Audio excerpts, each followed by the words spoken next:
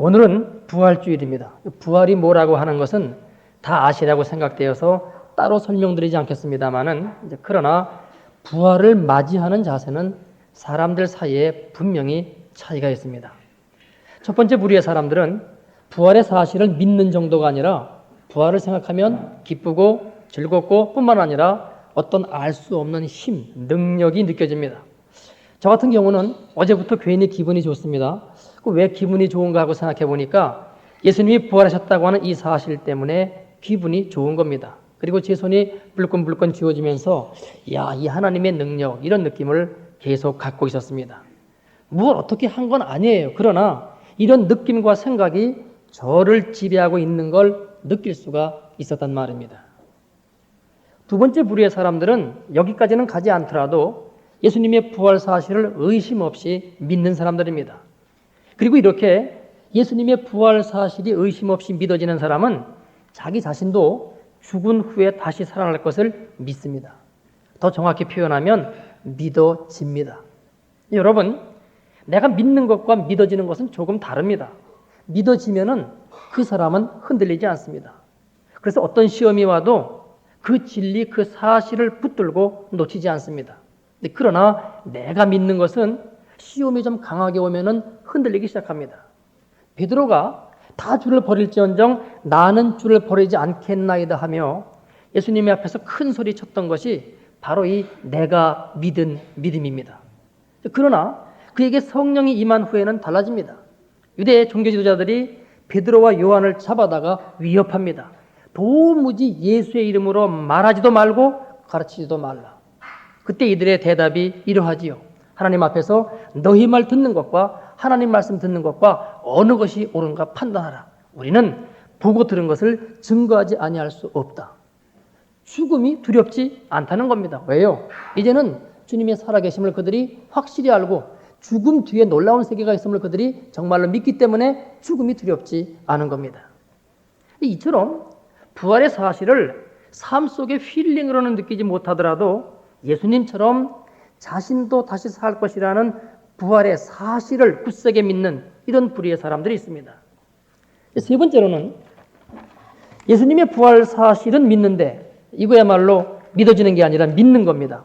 그러다 보니까 자기 자신이 부활한다는 것은 글쎄요 하는 사람들이 있습니다. 소위 말하는 누가 죽어봤나 죽어봐야 알지 이런 류의 사람들인데 사실은 교회 안에도 이런 사람들이 심심치 않게 있습니다. 이게 문제입니다. 네 번째는 예수님의 부활 사실 자체를 믿지 않는 사람들입니다. 당연히 자기 자신의 부활도 못 믿지요. 이런 사람은 어떻게 해야 됩니까? 하나님께 이 부활의 믿음을 달라고 기도해야 됩니다. 왜냐하면 주님이 말씀하시기를 너의 믿음대로 될지어다 그렇게 하셨습니다. 그래서 우리가 이 사실을 믿지 못한다면 부활의 영원한 생명에 들어갈 수가 없기 때문입니다. 오늘 저는 성경 본문을 예수님의 부활 사실을 기록해 놓은 복음서에서 잡지 않고 부활의 사건을 설명하고 있는 사도 바울의 서신에서 잡았습니다. 처음 오신 분들에게 도움이 될까 해서입니다. 그런데 이 성경의 특징 가운데 하나는 논증이나 논리성에 있기보다는 사실성에 근거한다는 사실입니다.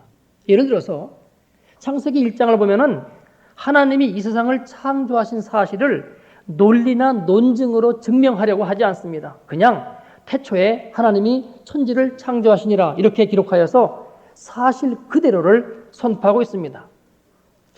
그러면 우리가 어떻게 믿을 수가 있어? 내가 이해가 되게끔 논리적인 설명을 해 주어야지. 그런데 여러분, 그게 그렇지는 않습니다. 믿음이라고 하는 게 인간의 지혜와 논리로 주어지는 게 아닙니다.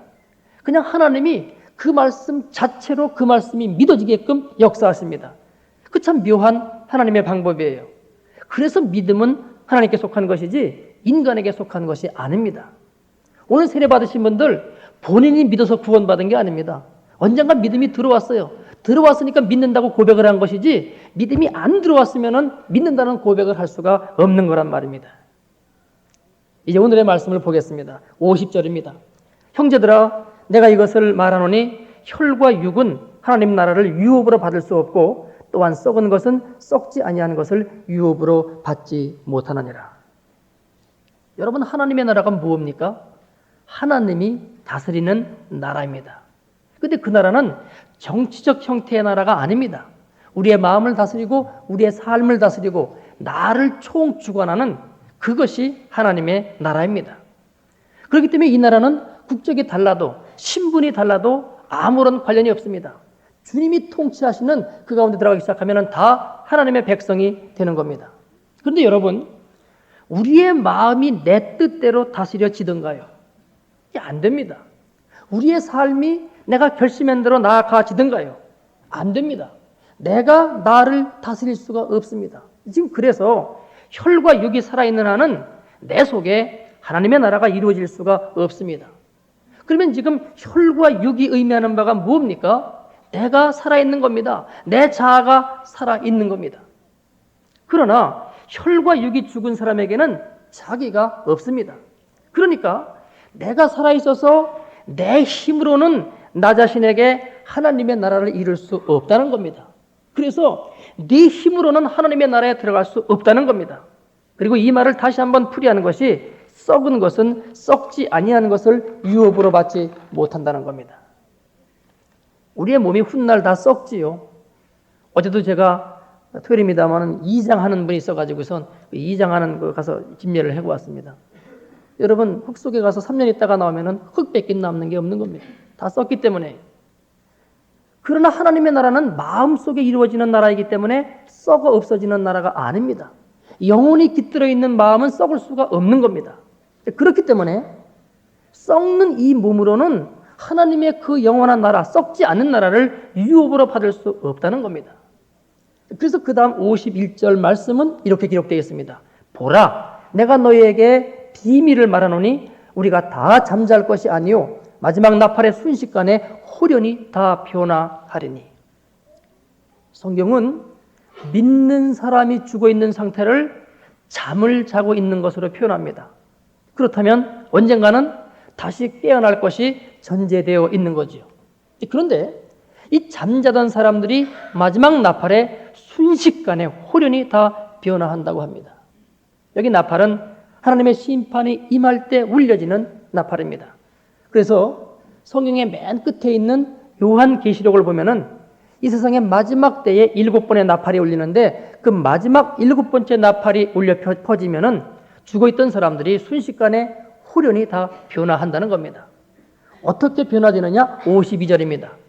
나팔 소리가 나매 죽은 자들이 썩지 아니할 것으로 다시 살고 우리도 변화하리라. 죽은 자들이 다시 사는데 그 몸이 썩지 아니할 몸으로 산다고 합니다. 뿐만 아니라 우리도 변화하리라고 되어 있는데 그것은 하나님의 이 심판이 임할 때, 이 나팔이 울려 퍼질 때 이 땅에 살아있는 예수 믿는 사람들도 역시 동일하게 이 변화를 입는다는 겁니다. 53절 말씀이 이 내용을 다시 설명합니다.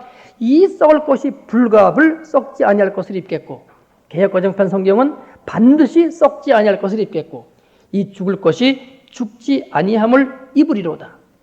이 말씀을 다시 그 의미대로 해석하면 이렇게 되겠죠. 이 썩을 몸이 반드시 썩지 아니할 몸을 입겠고 이 죽을 몸이 죽지 아니할 몸을 입으리로다. 그러니 여러분, 신기한 몸이죠. 다시는 죽을 수 없는 영원히 살 수 있는 그런 몸으로 바뀐다는 겁니다. 그 다음 마지막 54절 말씀이 오늘 본문의 중요한 내용입니다. 이 썩을 것이 썩지 아니함을 입고 이 죽을 것이 죽지 아니함을 입을 때에는 사망이 이김에 삼킨 바 되리라고 기록한 말씀이 응하리라. 사망이 이김에 삼킨 바 되리라 기록된 말씀이 응하리라. 개정판에 이렇게 되어 있습니다. 사망을 삼키고 이기리라고 기록된 말씀이 이루어지리라 이렇게 되어 있습니다. 여러분, 이 말씀은 구약 이사야서 25장 8절의 말씀입니다. 그 마지막 심판 때 하나님이 사망을 영원히 멸하실 것이라 그렇게 기록되어 있습니다. 그러니까 우리의 이 죽을 몸, 썩을 몸이 죽지 아니하는 몸, 썩지 아니하는 몸을 입을 때에는 사망이 이김에 삼킨 바가 되어서 사망이 영원히 없어진다는 겁니다. 그러니까 영원히 살 수밖에 없는 거죠. 그럼 여기 지금 사망이 이김에 삼킨 바 된다는 그 말이 무슨 뜻입니까? 바로 이것이 오늘 우리가 상고하고자 하는 중심 메시지입니다. 이것은 생명 자체이신 하나님이 죽음을 이김으로써 죽음을 삼킴으로써 그 사망을 없이 한다는 겁니다. 생명이 진짜 생명이라면은 사망과 맞닥뜨렸을 때에 그 사망을 이길 수 있어야, 그래서 그 생명이 계속 존재해야 그것이 진짜 생명입니다. 왜 사람들이 죽기를 싫어할까요? 죽으면 끝이라고 하면서, 그래서 마음대로 살면서 왜 죽기를 싫어할까요? 그 참 묘하죠? 여러분, 죽음을 받아들이지 아니하려고 하는 사람들의 모습을 보세요. 이 땅이 너무 좋아서 그래서 더 살고 싶어하는 그런 내용보다는 죽음이 싫어서입니다. 죽음을 두려워합니다. 죽으면 끝인데 왜 죽음이 두렵습니까? 사망을 이길 수 없음을 본능적으로 알기 때문입니다. 사망에게 자신이 먹힌다는 것을 그 속에 있는 영적 본능이 감지하기 때문입니다. 그래서 여러분, 우리의 이 생명, 이 목숨은 진짜 생명이 아닙니다. 그런데 하나님은 진짜 생명이십니다. 그래서 사망도 하나님의 생명 앞에는 벌벌 떱니다. 왜냐하면 그분 앞에 갔다가는 자신의 존재가 없어질 수가 있기 때문에 그렇습니다. 근데 하나님의 이 영원한 생명을 우리에게 주시기 위해서 하신 일이 예수님의 죽음과 부활의 사건입니다. 그래서 예수님의 이 십자가의 죽음과 부활의 비밀을 우리가 정말로 갖고 있으면 이것은 믿음으로 갖는 것인데요, 우리도 죽음을 이길 수 있다는 겁니다. 여러분, 예수님은 죽기 위해 이 땅에 오신 분입니다. 모르는 사람들은, 소위 세상의 지식인이라고 하더라도 이 진리를, 이 비밀을 모르는 사람들은 자기도 죽으면서 뭘 어떻게 구원하느냐고 얘기합니다. 여러분, 성경 내용에 그 내용이 있죠. 예수님의 십자가 밑에서 너부터 내려와서 너부터 구원해라. 여러분, 이 세상에서 끊임없이 사는 것이 구원입니까? 영원히 살 수는 아무도 없습니다. 죽음 이후의 세계를 우리가 바라다 봐야 되는 겁니다. 그러면 그분이 왜 죽기 위해서 이 땅에 오셨습니까? 우리에게 하나님의 이 생명을 주기 위해서입니다. 사실은 그 생명을 처음 사람인 아담에게 주셨죠. 아담이 범죄함으로 그 생명이 죽었습니다. 영혼은 곧바로 죽었고, 그 다음에 시간이 지나간 후에 육신도 죽어서 죽는다는 그 말씀이 그대로 이루어졌습니다.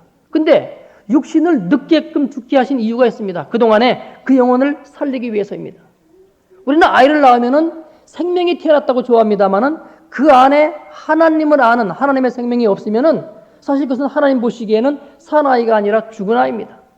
여러분, 지금 이 땅의 모든 사람들, 예수 그리스도를 모르는 사람에 대해서 하나님은 말씀하시기를 이건 살아있는 사람이 아니라 죽어있는 사람이라고 말합니다. 근데 그들에게 예수님을 알게 되고 예수님의 생명이 들어가서 하나님과의 교제가 이루어지기 시작할 때 그 사람이 다시금 살아나는 그런 사람이 되는 거죠. 악한 마귀는 그래서 예수님을 죽이려고 했습니다. 근데 하나님이 그 속에 감추어진 비밀을 갖고 계셨습니다. 성경은 뭐라고 말합니까? 이 영원한 상속자인 예수님을 죽이면 이 모든 것이 자기들의 것이 된다고 이 마귀는 생각했습니다. 예수님이 여러분 그 포도원 비유에서 말합니다. 계속해서 종들을 보내도 자꾸 죽입니다. 나중에는 아들을 보내면 저들이 그러지 아니하겠지. 근데 그들은 생각하기를 이 아들을 죽이면 이 포도원은 자기 것이 될 거라고 생각했습니다. 여러분, 이 모든 땅과 하늘의 상속자가 주님입니다. 저를 죽이면 자기들이 다스린다고 생각했던 거죠. 그러나 하나님이 그 속에 감춰놓으신 비밀이 뭡니까? 우리의 모든 죄를 그분이 담당하여금 하신 것입니다. 그래서 그분이 죽었을 때 실제로 우리가 살아날 수 있는 길이 열렸던 것입니다. 이것이 하나님이 세워놓으신 비밀입니다. 여러분, 주님은 평생 이 땅을 살면서 하나님에 대해서 제자들에게 가르칠 때는 하나님이란 용어를 썼지만은 당신이 직접 하나님과 교제하거나 기도하거나 할 적에는 한 번도 하나님이라고 부른 적이 없습니다. 뭐라고 불렀습니까? 아버지라고 불렀습니다. 하나님은 좀 거리가 좀 있는 그런 개념입니다. 아버지, 더 정확하게 표현은 아빠입니다. 하나님에게 계속 아빠 다가갔다고 하는 것은 아무런 간격이 없었다고 하는 이야기죠. 그런데 딱 한 번 하나님이라는 용어를 씁니다. 그것이 언젠가 하니 십자가 위에서입니다. 엘리 엘리 라마 사박다니.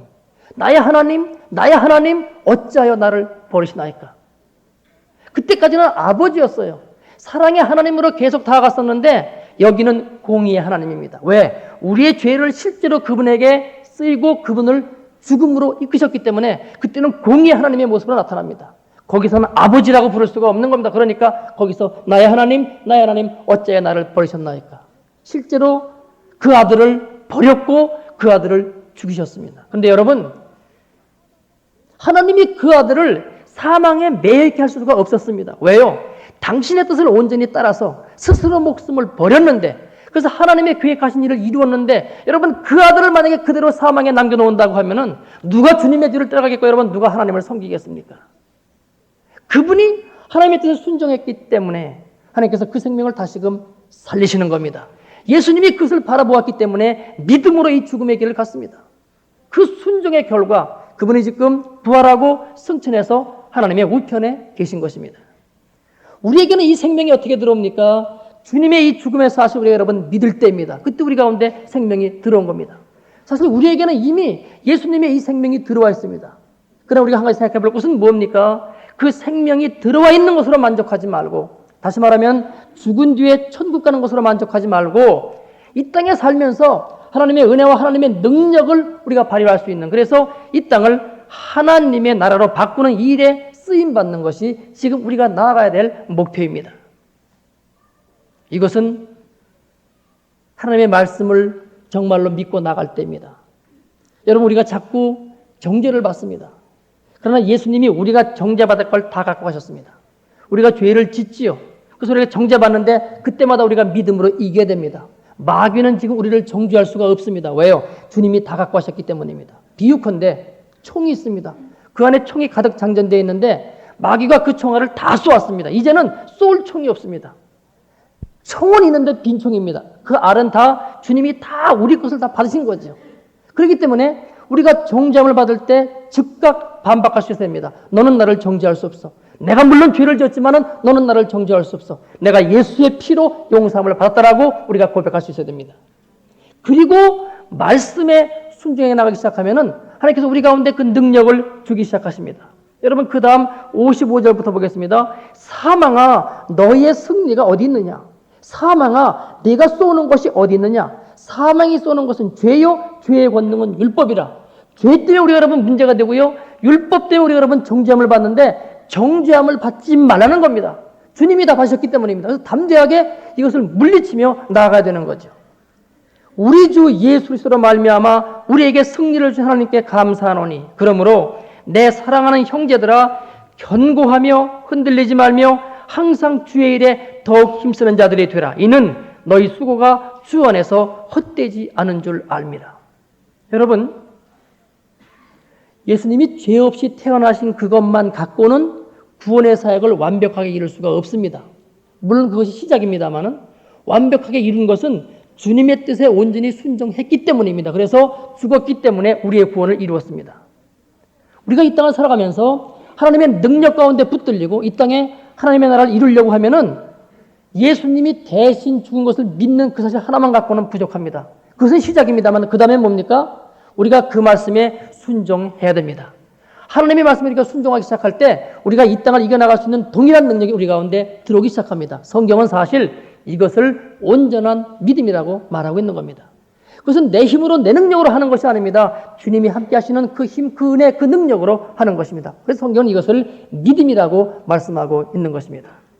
오늘 부활주의를 당하여서 우리 교우들과 또 처음 나오신 분들, 예수님에게 이 능력이 있습니다. 우리가 믿을 때, 진실로 믿고 말씀에 순종할 때 이 능력이 우리에게 들어오기 시작합니다. 그리고 하나님께서 이 일을 행하시기를 시작합니다. 저는 요즘 말씀 묵상하고 기도하면서 하나님께서 우리 교회에 머지않아 이 일을 시행하실 것이라고 하는 믿음이 옵니다.